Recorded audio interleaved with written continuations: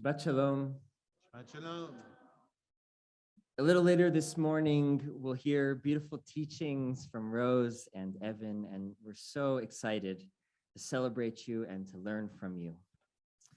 A few months ago, Ikar and hundreds of other communities around the world signed onto an effort organized by Hayas, known as Refugee Shabbat, where we dedicate time and resources to learning and action about this moral crisis facing our world. It couldn't be more timely and pressing to share these words of Torah. Everyone is made in the image of God. Everyone is made in the image of God.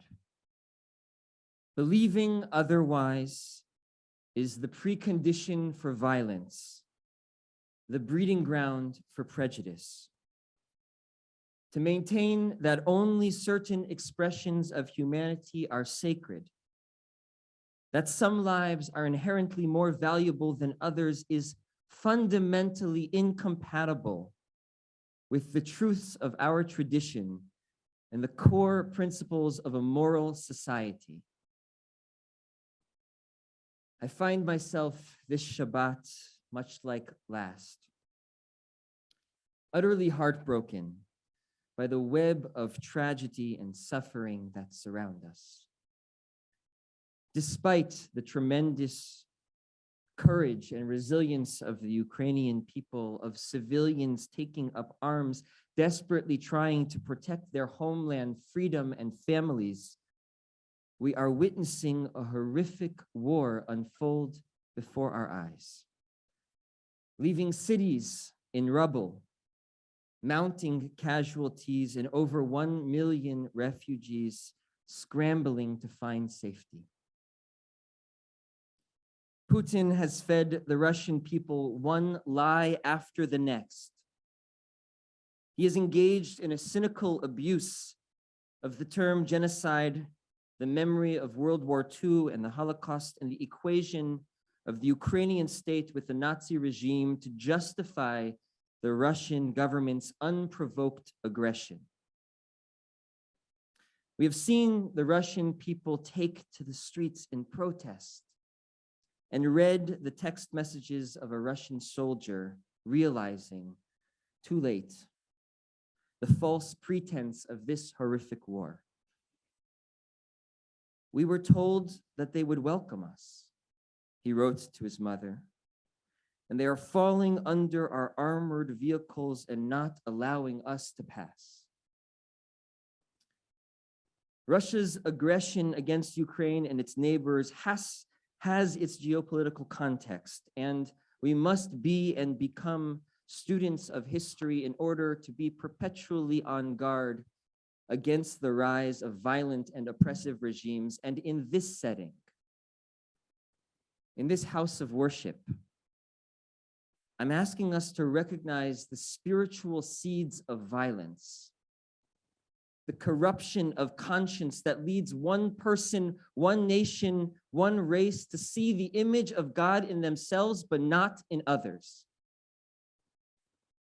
These seeds are an invasive species that are ravaging landscapes and peoples throughout the world.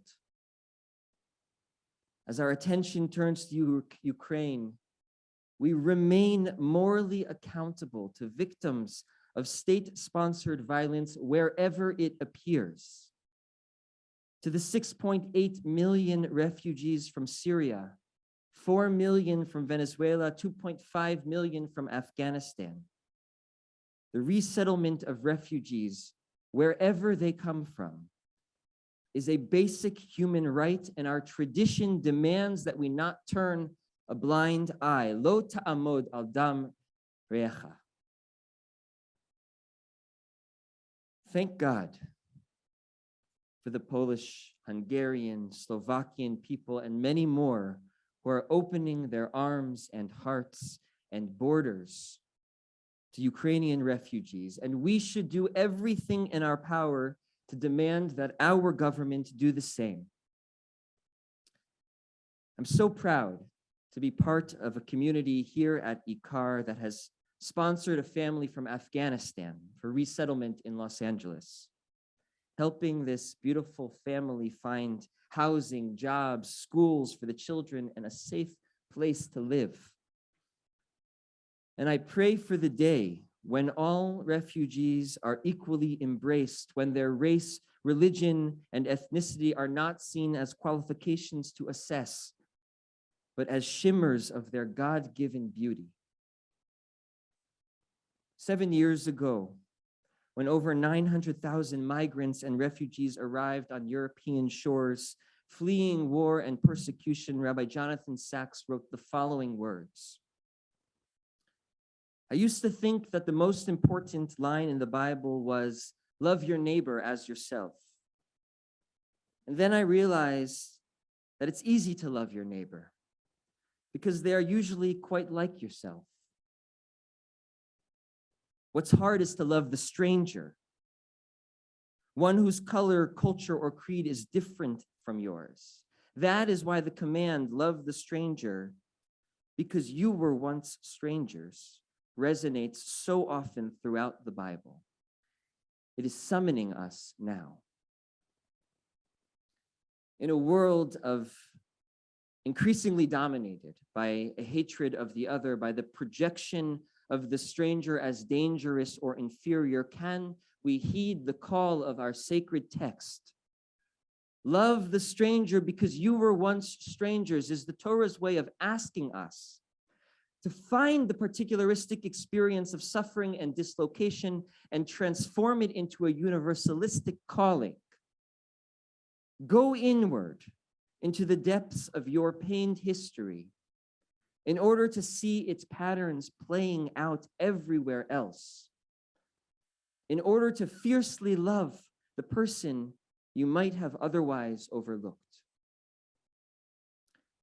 That's what Zelensky was doing when he spoke directly to the Jewish people, when he pleaded with us not to remain silent.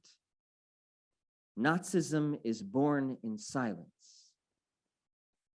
Face the horrors of your past so that you don't turn away here. And that's what he was doing when he spoke in Russian, directly addressing the Russian people. See yourself within me. Recognize that our shared language is just one thread of many connecting us to the same human family. Despite it all, see our humanity. Rabbi Akiva used to say, Chaviv Adam shenivra b'tzelem. Beloved is the human being, for we are created in the image of God. And especially beloved is the human being, for it was made known to us that we are created in the image of God. It's in our awareness of this fundamental truth that hope for a loving and peaceful future is found. And when this truth has been supplanted by hatred and fear, when that awareness has faded dangerously from our collective consciousness, may we teach it to everyone who will listen, saying it again and again. Everyone is made in the image of God. Everyone is made in the image of God. Shabbat Shalom.